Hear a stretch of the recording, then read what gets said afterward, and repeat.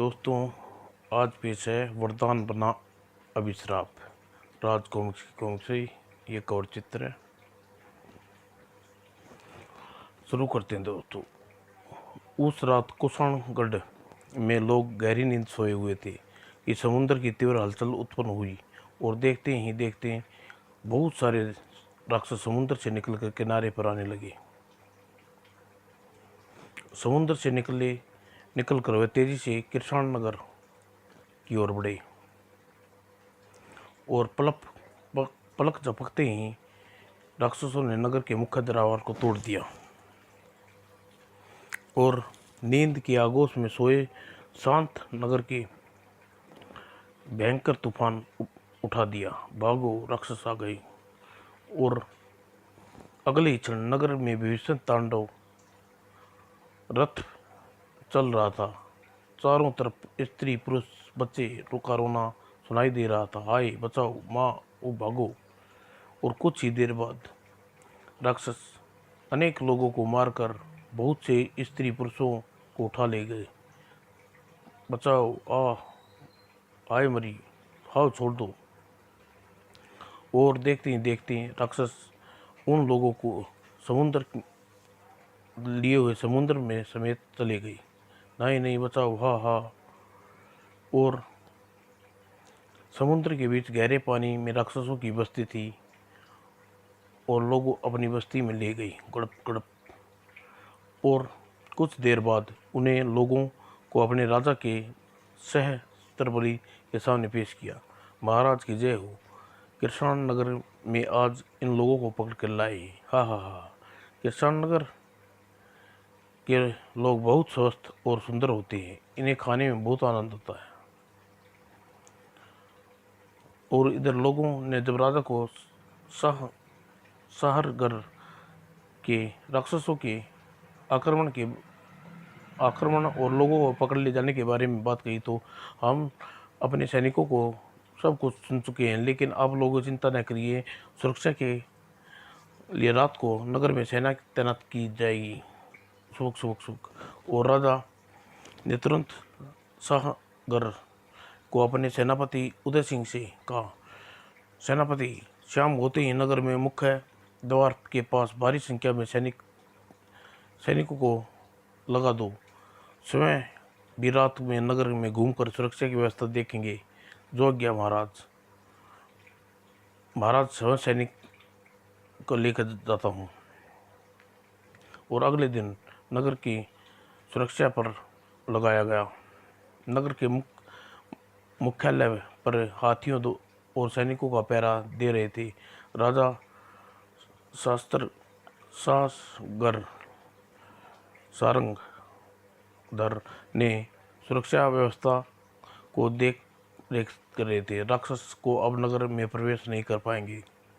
लेकिन रात गिरते ही भयंकर राक्षस मुख्य द्वार को तोड़ते हुए नगर के प्रवेश कर गए। हो हा हा हा। और तभी से हाथियों को आगे बढ़ाकर सैनिकों ने आक्रमण कर दिया। मारो, चिंगाड़, फाहा। और अधिक से अधिक समय तक उन राक्षसों को नहीं रोक सके। कुछ ही देर में लोगों की मृत्यु। देर में राक्षस बहुत ही सैनिकों को मारकर उन्हें सैनिकों को उठाकर ले जा रहे गए। बचाओ बचाओ, आह। और उनके जाने के पश्चात तो हम राक्षसों को नगर में पड़ने से नहीं रोक सकते, लेकिन कल रात हम खुद ही निकलते ही मार डालेंगे। सैनिकों, सेनापति, कल शाम होते ही समुद्र के किनारे अपने सैनिक और सुरक्षा पर लगा दो। सैनिक नाव पर सवार होकर तैयार रहेंगे और समुद्र से निकलते ही राक्षसों को मार देंगे। अगली शाम समुद्र के किनारे दृश्य बदला हुआ था। समुद्र के किनारे भारी संख्या में सैनिक खड़े हुए थे और सतह से दूर नावों पर तैनात सैनिक दिखाई दे रहे थे। और सूरज डूबते ही राक्षसों ने निकलना शुरू किया कि नावों में सवार सैनिकों ने उन पर आक्रमण कर दिया। कचाक कचाक। सैनिकों ने राक्षसों के किनारे की ओर नहीं आने दिया और उन्हें इधर आते ही आक्रमण शुरू कर देता। लेकिन किनारे पर खड़े सैनिक राक्षसों के आक्रमण शुरू करते ही राक्षसों के नाव के सैनिकों को पकड़ लिया। बचाओ महाराज, हमें किनारे पर से आक्रमण शुरू कर देना चाहिए। ओह, यह तो राक्षस नाव को उल्ट दिया, सैनिकों को पकड़ रहे हैं। और अगले ही क्षण किनारे खड़े सैनिकों ने आक्रमण शुरू कर दिया। मारो, और किसी राक्षस को जीवित नहीं जाने दो। भारी आक्रमण के बावजूद भी राक्षस बहुत से सैनिकों को पकड़ ले गए। अब निराश होकर सारंगधर ने लौटना पड़ा। लौटते समय राक्षस फिर हमारे सैनिकों को उठाकर ले गए। हमें कुछ न कुछ कर न सके। सेनापति, हम महर्षि मृत्युंजय के पास जाएंगे। हम उनसे संकट से मुक्ति कर सकते हैं। अगले दिन राजा सारंगधर ने महर्षि के पास जाने के लिए प्रस्थान किया और एक पैर पर यात्रा करने के बाद वह महर्षि मृत्युंजय के आश्रम पहुँचे। महर्षि प्रणाम। आओ वत्स, राज्य में सब कुशल मंगल तो है। महर्षि, भयंकर राक्षसों ने हमारा जीवन दुर्लभ कर रखा है। 2 दिनों से हमारे राज्य में सैकड़ों लोगों को उठाकर ले जा चुके हैं। भयंकर राक्षसों के प्रकोप से राजन वे राक्षस कहाँ से आते हैं? वे राक्षस समुद्र से निकल कर आते हैं। लगता है समुद्र में उसकी कोई बस्ती है। तो ठीक है, सूर्यास्त के कारण राक्षसों को मारने की शक्ति प्राप्त होती है। और फिर सब तैयारी पूरी कर।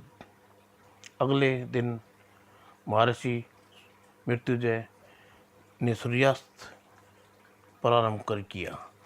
ओम स्वरूप स्वाहा। और यज्ञ पूरा होते ही सूर्यदेव प्रकट हुए। भगवान भास्कर, इन भयानक राक्षसों से हमारी रक्षा करें। महर्षि, तुम्हारे शरीर में पसीने की बूंद गिरेगी, वही राक्षसों की बलि बनेगी। उन बूंदों को स्पर्श से राक्षस जल कर नष्ट हो जाएंगे। और अगले क्षण और सूर्यदेव अंतर्ध्यान हो गए और कमंडल राजा को देते हुए महर्षि ने कहा, राजन, इस कमंडल को ले जाओ और यह जल राक्षसों पर छिड़क कर उनका सर्वनाश कर दो। जो आज्ञा। और उस शाम शांतधर ने सेनापति एक कमंडल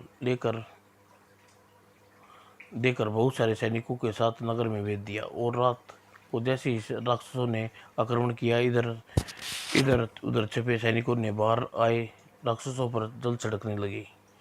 आ आ आ और कुछ ही देर में बहुत से राक्षस जल मरे। और जो बचे हुए राक्षस थे वे अधिक देर वहाँ ना रुके और वे समुद्र में भाग गई। और देखते ही देखते समुद्र में समाते चली गई। और जब खाली हाथ अपने राजा सह बलि के सामने प्रस्तुत हुए, क्या तुम एक भी आदमी पकड़ कर नहीं लाए? लेकिन क्यों महाराज? उन लोगों के पास ऐसा दिव्य जल प्राप्त कर लिया है जिससे हमारे स्पर्श होते ही जलने लगते हैं। महाराज, उन लोगों ने हमारे बहुत से साथियों को जलाकर मार डाला। लेकिन यह तब कैसे उन्हें दिव्य जल कहाँ से प्राप्त हुआ? महाराज, महर्षि मृत्युंजय के सूर्यास्त यह करके उन्हें दिव्य जल प्रदान किया है। ओह महर्षि मृत्युंजय, तो ठीक है, आज रात को तुम पहले मृत्युंजय पट पर ही काल बनकर टूटेंगे पड़ो। फिर बांस ही नहीं रहेगा तो बांसुरी कैसे बजेगी? जोग्य महाराज, आज हम महर्षि को काल का ग्रास बनाएंगे। और रात राक्षसों के समुद्र से निकलकर महर्षि मृत्युंजय के आश्रम की तरह और उसी समय महर्षि अपने पुत्र देवगुण के साथ निंद्रा मगन थे। हाँ हाँ हाँ, बाबा उठो, लगता है राक्षस ने आक्रमण कर दिया। ओह, अब क्या करें, ये हमारे पास तो कमंडल दल भी नहीं है। और कुछ देर में राक्षसों ने कुटिया को नष्ट कर दिया। हाँ हाँ हाँ हाँ। और तभी राक्षसों ने एक भारी चट्टान उठाकर चट्टान को उछाल दी, और इससे पहले कि वह चट्टान महर्षि पे गिरती, त्रिशूल के स्पर्श करते ही चट्टान टूटकर बिखर गई, और राक्षसों ने देव दूत पर पत्थरों से प्रहार कर दिया। और देवगुण दूर भागकर अपनी जान बचानी चाहिए, लेकिन राक्षसों ने उसे पेड़ के नीचे दबाकर मार डाला। जब महर्षि देवगुण की मृत्यु देखी तो चीख पड़ा, नहीं, मैं एक भी राक्षस को जीवित नहीं छोड़ूंगा। और वह क्रोधित होकर अपने त्रिशूल का प्रहार किया। अगले पल प्रचंड अंगली बिखेरता त्रिशूल राक्षसों की ओर बढ़ा। भागो भागो, जान बचाओ। और त्रिशूल की प्रचंड अंगली राक्षसों को बचकर नहीं बचा सके, अपने शरीर को जलने से समुद्र की ओर दौड़ पड़े। बचाओ, वाह। और फिर अर्थात जल राशि में ग्रहण कर गए। और जब राजा सारंगधर को महर्षि मृत्युंजय के राक्षसों से आक्रमण का पता चला तो वह सिद्धि उसके पास पहुंचे। महर्षि, राक्षसों ने आप पर आक्रमण कर दिया। हाँ राजन, और उन्होंने मेरे पुत्र देवगुण को भी मार डाला, लेकिन अब मैं उनका सर्वनाश करके की सुख की सांस लूंगा। और अगले ही पल महर्षि मृत्यु ने मंत्र बोलकर त्रिशूल को समुद्र की ओर उछाल दिया। और तेजी से समुद्र में डूबता चला गया। और फिर अगले ही पल देखते ही देखते समुद्र से जल बाष्प बनकर उड़ने लगा। और जल को बाष्प बनकर उड़ते देख राक्षसों समुद्र से बाहर निकलने लगे। देखो राक्षस निकल रहे हैं, उनकी किनारे पर आते हैं, उन पर जल छिड़क कर मार डालो। और समुद्र से निकलते ही राक्षस किनारे की ओर बढ़ते सैनिकों ने उसे जल छिड़क कर जला दिया। आह आह, यह कुछ ही देर में यह राक्षस जल कर मर रहे थे। राजा सारंगधर, हम मर रहे हैं, लेकिन अगले जन्म में तुम्हें घर में जन्म लेकर तुम्हें महर्षि से तुमसे बदला लेंगे। और तब राक्षस जलकर मर गई। और महर्षि, अगर राक्षसों ने मेरे घर जन्म लिया तो क्या परिणाम होगा? राजन, तुम चिंता न करो, अगर राक्षस तुम्हारे घर पर जन्म लेंगे तो मेरा पुत्र देवगुण भी तुम्हारे घर पर जन्म लेकर उन राक्षसों को तुमसे मुक्ति दिलाएगा। और कुछ ही वर्ष बीत गए। राक्षस सांगंधर और राक्षसों के भय से विवाहित नहीं किया। हर बार जंगल में घूमने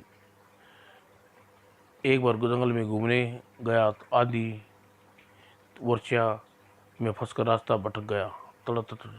ओह, इस आंधी वर्षा में कुछ दिखाई नहीं दे रहा, ऐसा लग रहा है जैसे महल में कैसे लौट पाऊंगा। आंधी और वर्षा बेकाबू होते हुए घोड़े दौड़ते चले जा रहे थे। और फिर थक हार कर राजा ने घोड़े को लगाम को भाग्य के भरोसे छोड़ दिया। और वर्षा बंद हुई तो घोड़े दौड़ते दौड़ते एक कुटिया के पास पहुंच जाकर रुके। राजा दृष्टि कुटिया में बाहर खड़ी लड़कियों पर गई पड़ी। और ओह, इस घने जंगल में दो सुंदर युवतियां किसी ऋषि कन्या मालूम होती है। यह नवयुवक अवश्य ही कोई राजा प्रतीत होता है। कितना सुंदर नवयुवक है। रथ से उतरकर राजा लड़कियों के पास पहुंचा। मैं किसान नगरी का राजा सारंगधर हूँ। आंधी वर्षा में भटकता हुआ यहाँ आ गया हूँ। क्या रात भर यहाँ आश्रय मिलेगा? राजन, हमारे पिताजी महर्षि यहाँ पर नहीं है, उसकी अनुपस्थिति में हम आपको ठहरा तो नहीं सकते, लेकिन अतिथि को लौटाना भी उचित नहीं होगा। उसी समय राजा उनकी कुटिया राजा उनकी कुटिया में ठहर गया। और लेकिन सुबह होने पर राजा ने वहाँ से प्रस्थान करना चाहा तो महर्षि वहाँ आ गए। ठहरो राजन, ऐसे नहीं जा सकते। महर्षि प्रणाम, मेरे लिए क्या आज्ञा महर्षि? राजन, तुमने मेरी अनुस्मृति में मेरी कन्याओं के साथ कुटिया में रात गुजारी है, व्यतीत की है। तुम्हें इन कन्याओं से विवाह करना ही होगा, नहीं तो श्राप देकर तुम्हें भस्म कर दूंगा। महर्षि, मैं राक्षसों के भय के कारण विवाह नहीं कर सकता, लेकिन मैं इनकार करने की आपके श्राप की शिकार नहीं बनना चाहता। और फिर महर्षि ने दोनों कन्याओं का आशीर्वाद देकर राजा सारंग के साथ विदा कर दिया। आयुष्मान भव, राजन के महल में सुखी रहो। महल में पहुंचकर राजा ने लड़कियों से विधिवत विवाह कर लिया। और राजा सारंगधर ने विवाह के कई वर्ष बीत गए। राजा नहीं चाहते थे कि उनके रानियों को संतान के लिए ब्राह्मण का उपासक कर रही थी। ओम नमः शिवाय, ओम नमः शिवाय ब्रह्मा। और आखिर एक दिन दोनों रानियां ब्रह्मा की पूजा से प्रसन्न कर लिया। और ब्रह्मा ने प्रकट होकर, देवियों, तुम्हारी सच्ची पूजा से प्रसन्न होकर हम तुम्हें वरदान देते हैं कि तुम बोलो क्या इच्छा है। हे भगवान, हमें दोनों को संतान की कामना करती हैं। अगले ही पल ब्रह्मा ने आकाश से हाथ उठाया और 2 फल उनको हाथ पर दे दिए। देवियों, ये 2 अमृत फल भेंट करता हूँ। इन फलों को खाने के पश्चात तुम 100 पुत्र होंगे। और दूसरा पत्र खाने पर तुम्हें केवल एक पुत्र। और मैं स्वयं नहीं जानता कि किस फल के खाने से कितने पुत्र होंगे, लेकिन जो 7 पुत्रों की माँ बनेगी वह जान ले कि वह 7 पुत्र तुम नहीं, एक स्थान पर नहीं होंगे। वह कई मार नहीं सकेगा, कोई किसी शस्त्र से उनकी मृत्यु नहीं होगी, लेकिन उन्हें वर्ष में एक बार एकत्रित होकर मेरी पूजा अवश्य करनी होगी। मेरी पूजा एक भी पुत्र अनुस्मृति रहा तो उनके जीवन नहीं रह पाएंगे, तब दूसरे लड़कर उसे मर जाएंगे। एक दूसरे से लड़कर मर जाएंगे। दोनों अमृत फल देकर ब्रह्मा जी अंतर्धान हो गए। यह लो कर्णलता, एक फल तुम रख लो, एक मैं खा लूंगी। अच्छा दीदी। और जब कुछ ही दिनों बाद रानी सारंग को गर्भवती होने की सूचना दी। ओह कलंकता, यह तुमने क्या किया? अगर राक्षसों का श्राप सच हो निकला तो महाराज, हमें ब्रह्मदेव के वरदान दिया है, हमारी संतान राक्षस नहीं हो सकती। तब यह तो भविष्य की गर्भ में छिपा है, पता नहीं क्या होगा। और फिर निश्चित समय पर बड़ी रानी को सुनलता ने 100 पुत्रों को जन्म दिया और दूसरी कनकलता ने 1 पुत्र को जन्म दिया। धीरे धीरे 7 पुत्र बड़े होने लगे और किशोर होने के 7 पुत्र बड़ी उद्दंड, क्रूर और अत्याचारी बन चुके थे। और क्रूरता से देखते हुए लोग उनसे सतकेतुओं के नाम से संबोधित करते थे। वो सतकेतु आ गए, सतकेतु भागो, सतकेतु आ रहे हैं। जहाँ भी सतकेतु गुजर जाते उनके पीछे विनाश छोड़ जाते थे। हाय, मैं बर्बाद हो गया, आह मेरा पाँव टूट गया। और पुत्र, तुम्हें ब्रह्मा के वरदान दिया है कि तुम मार नहीं सकता,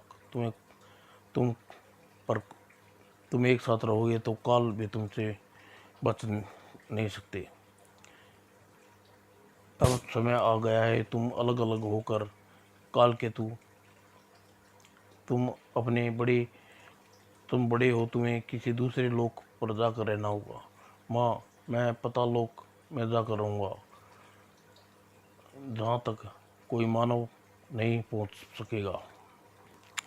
माँ तुम्हें माँ जब तुम्हें मेरी आवश्यकता हो तो समुद्र मंदराचल पर्वत पर मंथन करना देना, मैं तुम्हारी सूचना मिल जाएगी। लेकिन बेटा, वर्ष में एक बार पूर्णिमा का तुम्हें सर्वंगदा पर्वत पर ब्रह्मा जी की पूजा करने अवश्य आना होगा। अगर तुम नहीं आए तो तुमका सबका जीवन कष्ट में पड़ जाएगा। माँ, मैं वर्ष में एक बार ब्रह्मा पूजा के लिए अवश्य आऊँगा। और उस दिन काल के तू पतालोक के लिए प्रस्थान कर गया और राजगद्दी के लोभ में सलकेतु और दूसरी रानी कलकत्ता के पुत्र पुष्प को मारने लगी। भैया, मुझे मत मारो, आखिर मैं तुम्हारा भाई हूँ। हम तुम्हें नहीं अवश्य मारेंगे, नहीं तो तुम बड़े होकर हमें से आधा राजा ले लेगा। हमें तुम्हें मार मार कर राज्य पर अधिकार करेंगे। अब तुम हमारे हाथ नहीं बचोगे। नहीं नहीं, मुझे छोड़ दो, नहीं जाने दो मैं। और तभी पुष्पवती की आवाज़ सुनकर कनकलता वहाँ दौड़ी आई। अरे माँ, माँ छोड़ दो माँ। ओह, आज तुम्हें तो छुड़ा लिया, लेकिन एक दिन तुम्हें अवश्य मार देंगे।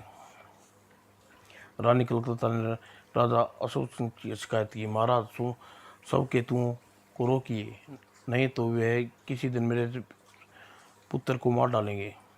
ओह रानी, जिस बात का आकांक्षा थी वही सच होती प्रतीत हो रही है। तो महाराज, उन दुष्टों और पिपासु की रक्षा कैसे करूं?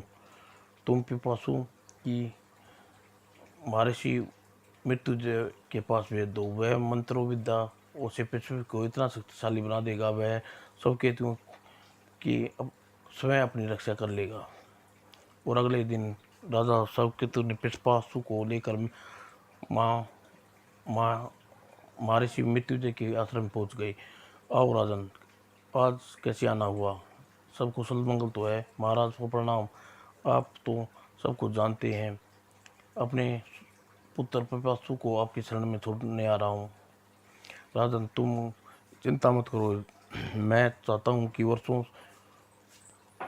पूर्व हमारे राक्षसों के सब केतुओं के रूप में जन्म लिया है, लेकिन पिपासु इतना शक्तिशाली बना दूंगा कि सब केतु इनका बाल विवाह न कर पाए। महर्षि, मैं आपके सैनिकों द्वारा सभी आवश्यक वस्तुएं आपको भिजवा दूंगा। इस वनस्थली में सभी वस्तुओं उपस्थित हो जाती हैं राजन। और सब केतु की क्रूरता के अत्याचार बढ़ता जा रहा था। वो आसपास उसके राज्यों पर आक्रमण करना शुरू कर दिए थे। ओह ओह मारो। और सब केतु शत्रुओं की सेना को भूखे भेड़ियों की तरह टूट पड़ते थे।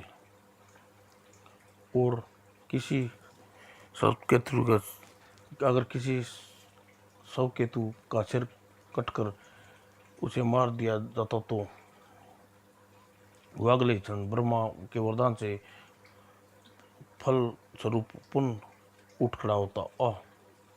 और इस वरदान के कारण अत्यंत शत्रु को तू विजय होती चली गई। ओह, हम जीत गई। और फिर उस देश के राजा को बंदी बना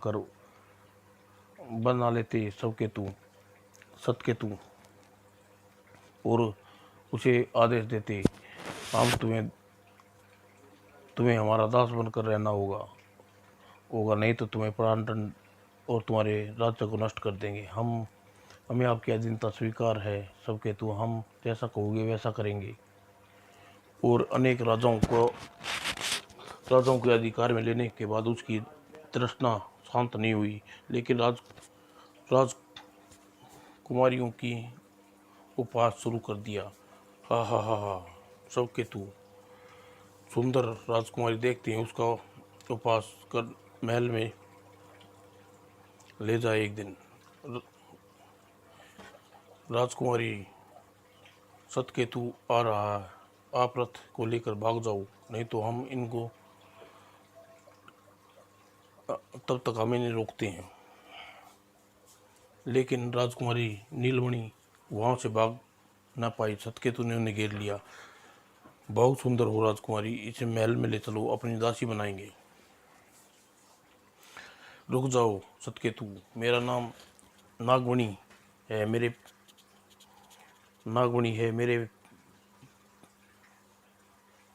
मेरे पिता कुशल वंश इस अपराध के दंड में अवश्य देंगे। हाँ, सुकेतु को कोई दंड नहीं दे सकता, हम चाहें वही होगा। नाग केतु, उठा लो इसको। नहीं नहीं, कोई मेरे हाथ नहीं लगाएगा, मैं उसके हाथ काट दूंगी। इतना कहते हुए नीलमणि ने अपना रथ दौड़ा दिया और राजकुमारी भाग रही थी और नाग केतु, उसे रोको। और राजकुमारी को रोको, इससे पहले हमको रोकना हुआ। और कुछ देर में सभी सैनिकों को मार दिया और सतकेतु ने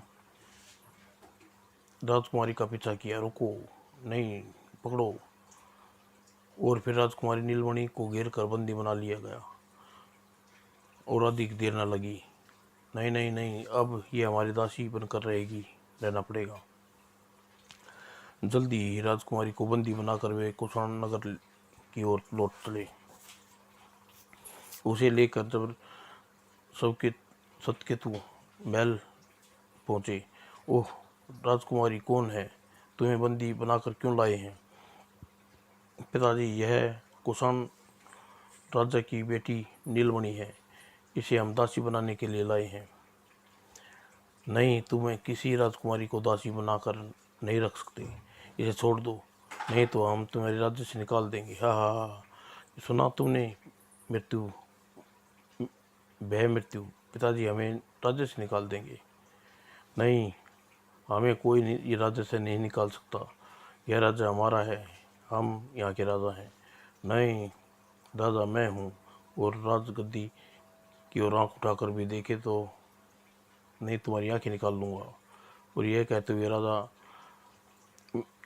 सांदर मृत्यु से झपटा, लेकिन मृत्यु ने तलवार हाथ में लहरा कर रोक दिया। खनाक। ओह पिताजी, पिताजी, हम चाहते हैं उसे शक्ति से छीन लेते हैं। और कोई हार मानने को तैयार नहीं था। आखिर मल्लकेतु के एक तीर प्रहार से राजा की तलवार के दो टुकड़े हो गए। विश्व कहते, बुढ़े पिताजी को बंदी बनाकर कारागार में ले जाओ, अब हम राजगद्दी पर हम बैठेंगे। और राजा श्यामधर को कारागार में बंद कर रखवाकर सतकेतुओं ने स्वयं कुषाण नगर का राजा घोषित कर दिया। सतकेतुओं की जय। और सतकेतुओं के राजा बनने के अभी कुछ ही दिन हुए थे कि एक दिन सतकेतु के पास के राजा विराट नगर घूमने के निकले। तभी नगर के कुछ दूर पर उन्हें विराट नगर की राजा चतुर्भुज के साथ उसकी बेटी राजकुमारी मृगलिनी का रथ में सवार आते देखा। नागकेतु, लगता है विराट नगर का राजा अपनी बेटी के साथ आ रहा है। हाँ मृतकेतु, देखो राजकुमारी बहुत ही सुंदर है, आज इसे उठाकर ले चलते हैं।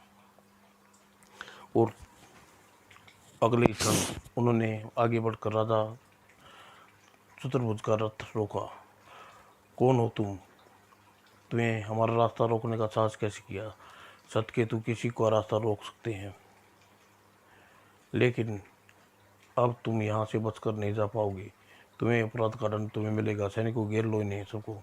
और उस सैनिकों सतकेतुओं पर टूट पड़े। लेकिन कुछ ही देर बाद सतकेतु ने सारे सैनिकों को मारकर राजकुमारी को पकड़ लिया। पिताजी, अब तुम्हें कोई नहीं बचा सकता। राजकुमारी तुम्हें अपने महल में ले जाएंगे। ठहरो, यदि तुम राजकुमारी को ले जाना चाहते हो तो स्वयंवर जीत कर ले जाना, और संग्रह तुम्हें राजकुमारी को दे दूंगा। सिरदीप, इसका स्वयंवर करने वाला हूँ। ठीक है, हम राजकुमारी को स्वयंवर जीतने कर ले जाएंगे, लेकिन स्वयंवर कब होगा? पूर्णिमा के एक दिन पहले। तुम्हें एक दिन शिलाखंड से उठाकर हिमाचल पर्वत पर पहुंचकर स्वयंवर में विधि होना है। सतकेतु ने मिलकर पर्वत को भी उठा सकते हैं और शिलाखंड को भी। हमें हमें से एक ही आकाश तक पहुँचेगा। ठीक है, आज तो हम लौट कर जा रहे हैं, लेकिन स्वयंवर और राजकुमारी को लेकर जाएंगे। और सतकेतु अपने नगर की ओर लौट गई। उधर सतकेतु ने आतंक राजा शत्रुसेन और मृत्युंजय के पास पहुंचा। महाराज, सतकेतुओं के सिर स्वयंवर में आकर राजकुमारी को ले जाने की बात कही है। मेरी बेटी की रक्षा करो महर्षि। तुम स्वयंवर शुरू करो राजन। सतकेतु का शिलाखंड को नहीं उठा सकेंगे। इसके स्थान पर एक एकत्रित किए बिना नहीं मार सकता। मैं कोई उपाय सोचता हूँ। और उसने लौटकर जाते से महर्षि पिस्पू ने कहा,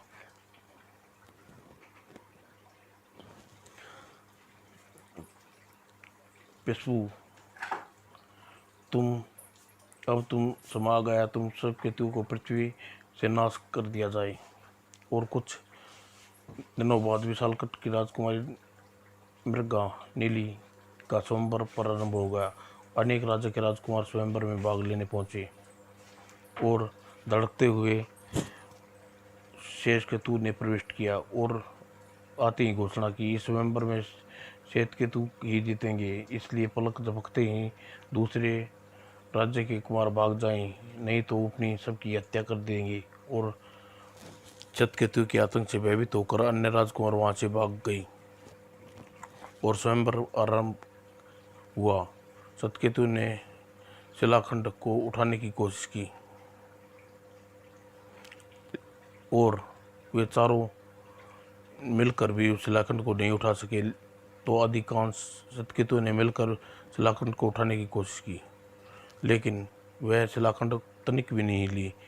नागकेतु, शिवकेतु, सूर्यकेतु भी वहां पहुंच करने लगे, लेकिन वह शिलाखंड को उठाने में दूर हिला भी नहीं सके पाए। तब मिलकर शिलाकेतु उठाने में सफल नहीं हुए। जानते हो महर्षि, मृत्युंजय ने अदृश्य शक्ति शिलाखंड को उठाने से रोक रही थी। अंत में राजा सूर्यकेतु ने कहा, सूर्यकेतु, तुम सबकी अपनी शक्ति परीक्षा में कर चुकी है, तुम्हें असफलता नहीं मिली। ठहरो राजन, पहले हमें पराजय स्वीकार नहीं। परसों हम फिर आकर इस शिलाखंड को उठाकर पर्वत पर ले जाएंगे। ठीक है, तुम्हें एक अवसर और दे सकता हूँ, लेकिन उसके बाद राजकुमारी का विवाह कहीं भी कर देना के लिए स्वतंत्र हुआ। हम स्वीकार है। और उस दिन सतकेतु अपने नगर की ओर लौट गए और कृष्ण नगर में लौटकर सतकेतु ने विचार विमर्श किया, अगर हमें इस शिलाकुंड को नहीं उठाया तो हमारा अपमान होगा और हमारे इस अपमान का बदला कालदूत ही ले सकता है। वह अकेला ही शिलाकुंड को उठा सकता है। कालदूत को वैसे भी बुलाना होगा। अगर कल पूर्णिमा की रात्रि को हम सर्वगंधा पर्वत पर एकत्रित होकर ब्रह्मा की पूजा करनी है। हाँ ठीक है, पूजा के बाद हम शिलाखंड को उठाने जाएंगे। और रात को मिलकर सूर्य के तो किनारे पर पहुंचे और उन्होंने मंथनतल पर्वत पर मंथनी करना शुरू कर दिया। और उधर समुद्र में मंथन पतालोक में भयंकर भूकंप उठ खड़ा हुआ और अपने महल में सोया हुआ कालकेतु नींद से जगा। ओह, यह भूकंप कैसा आया है? मुझे जगाने के लिए समुद्र मंथन किया जा रहा है।